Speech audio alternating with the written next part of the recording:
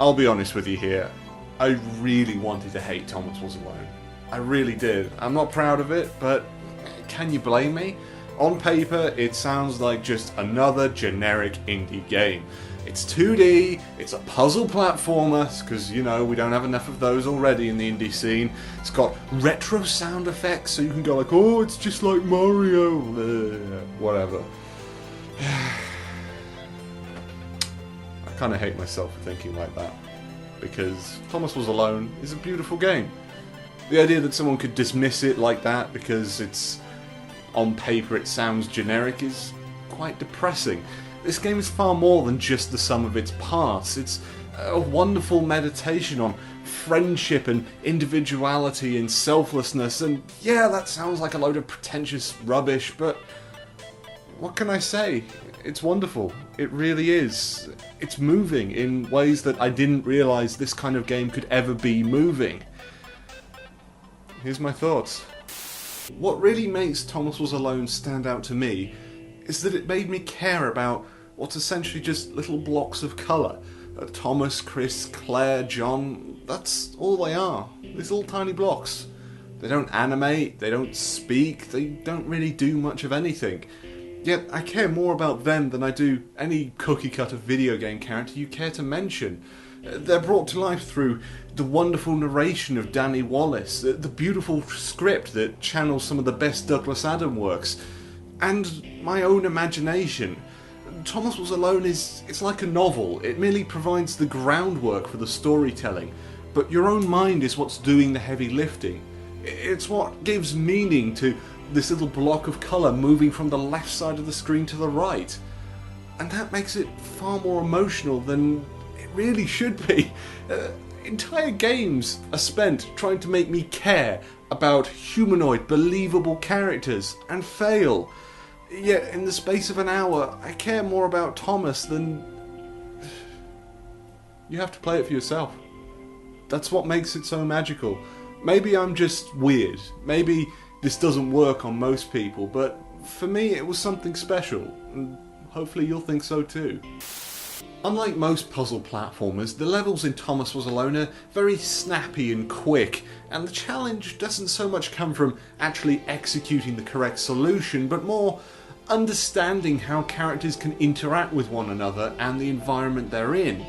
The game also does a very good job of allowing you to stumble upon those solutions through natural experimentation, rather than just telling you how everything works in a tutorial or a tooltip. Which of course is a nice change from what we're used to in video games these days. The game is also very generous in that it'll let you just kind of fudge the correct solution to a puzzle. I feel like most puzzle games are like, there is one solution and you'll do it exactly how the designer intended. Thomas Was Alone, it's just like, you're close enough. You got the general gist of the solution, why don't you go on to the next level? And that adds quite a lot to the game's very calming and therapeutic feel. Well, that and the wonderful music, which you can buy here. I feel kind of bad about making this point, because it's the exact same point I made in my Guacamelee review, which, through the magic of editing, will appear somewhere around here. This game works really well on the Vita, and it has cross-buy functionality, so if you buy one, you also get the other for free. And if you're on PlayStation Plus right now, and if you've got a PlayStation device, why aren't you? You'll get both for free anyway. It's the exact same game. It's crazy. It is the exact same game. Admittedly, you'll lose some of the experience by not having it on the big screen, and it is kind of essential that you have headphones of some kind, because if you're playing this game without the narration, then what are you doing? But it's the same game. Like, this is living the dream. Maybe the cross-save functionality doesn't work as well as it does in Guacamelee, and by that I mean it doesn't seem to work at all, unless I'm confusing somehow how it works. I don't think that's a big problem in this case though, because I'd recommend playing it on the Vita as the primary platform anyway.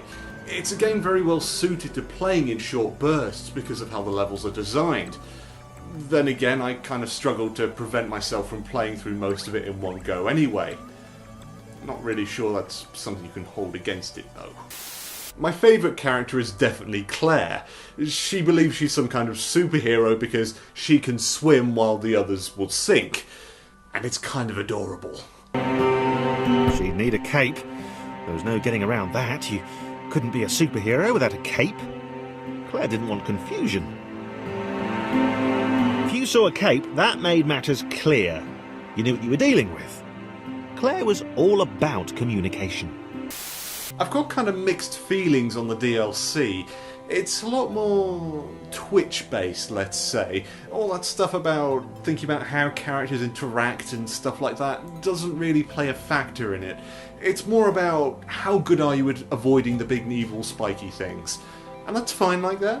I've got no issue. It's just a very jarring transition from how the main game functions. Storyline-wise, it adds 2 prequel chapters that give a bit of extra character development to a character that didn't get much in the main game, as well as telling a nice little self-contained story in its own right. And that alone would make it worth recommending if it wasn't for the very abrupt ending. Just as it feels like it's coming to some big emotional crescendo, it just stops. It's like they were meant to be 2 or 3 more levels afterwards that just didn't materialise for whatever reason. Still, it's only £2, and it's worth your time. Just realise that it's not going to reach the same emotional heights as the main game did, and you'll be fine. I really hope that Thomas Was Alone serves as an example for indie developers.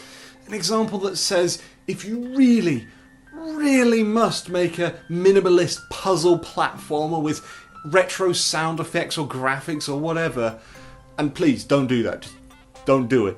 But if you must, make one with heart. Make one that'll touch people deep down.